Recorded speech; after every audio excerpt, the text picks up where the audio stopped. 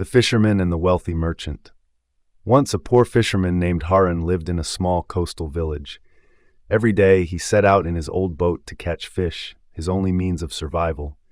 Despite his hard work, he rarely caught more than a few small fish. Yet, Harun remained content and thankful for what little he had. One day, a wealthy merchant named Farid came to the village. Farid was known for his grand wealth and sharp business sense, but he was also notorious for his greed. Seeing Harun's humble catch, Farid laughed. "Why waste your time with such small fish? You could be rich if you worked smarter," he said.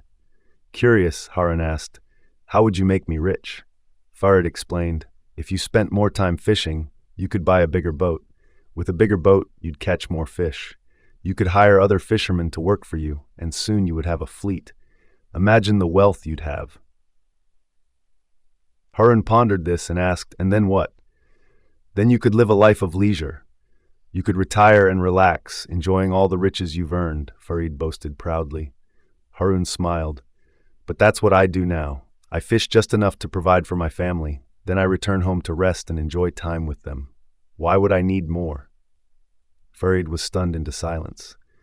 He realized that in pursuing wealth, he had forgotten the simple joys of life. From that day forward, Farid began to question his values, while Harun continued his humble life, content with what he had, rich in happiness and peace.